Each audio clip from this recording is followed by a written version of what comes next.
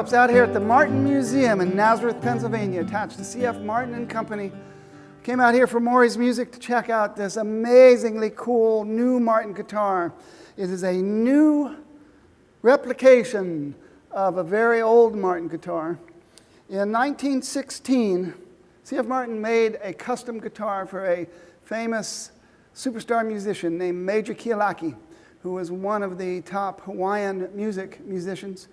And the Hawaiian music craze hit the U.S. in just about a year before, swept across the country.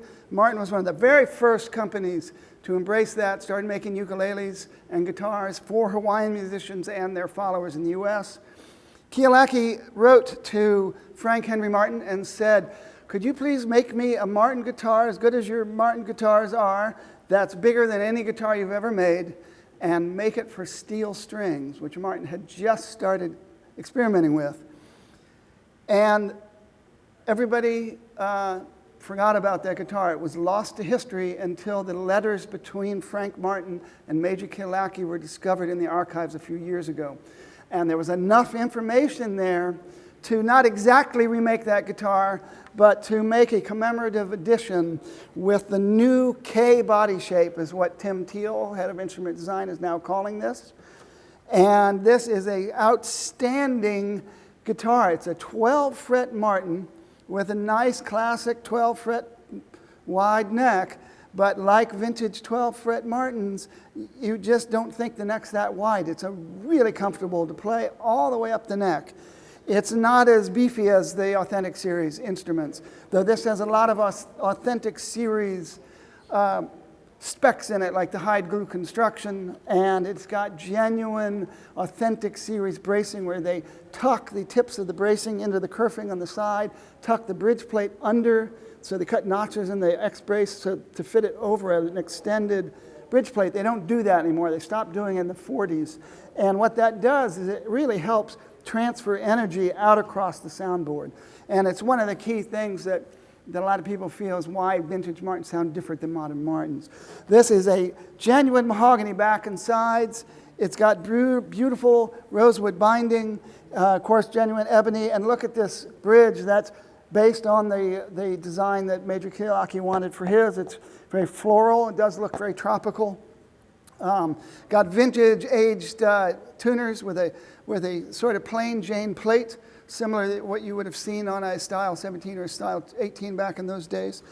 But the dynamics of this guitar, as you can see, it's very different than other Martin shapes. In my mind, this looks like a 12-fret double O, but in supersize. It's got a 12-fret body depth. This up here looks similar to the slope shoulders you see now on their double OL size.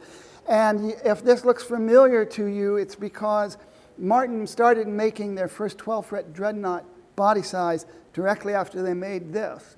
So we now know this is the Ur dreadnought, that this is where the dreadnought idea came from, and nobody in the 21st century knew anything about that until that correspondence was discovered. But as a guitar, this plays more like a true vintage Martin than I think anything they've ever made. I've played all of the commemorative models. The very first one was very lightly built. I've played the big 12-fret mahogany dreadnoughts that certain dealers have made as customs to ask them to build as lightly as possible. I've never found anything. This has the dynamics of an early 20th century Martin. It basically is like playing a cloud. It wants you to just relax.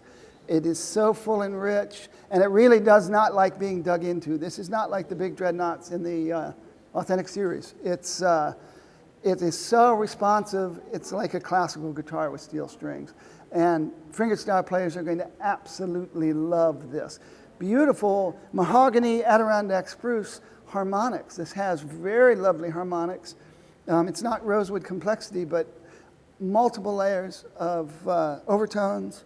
I'm just so impressed with this instrument. I saw them when they were putting this project together, but I never got to play one until this. And Major Kealakai, this is called the Custom Major Kealakai.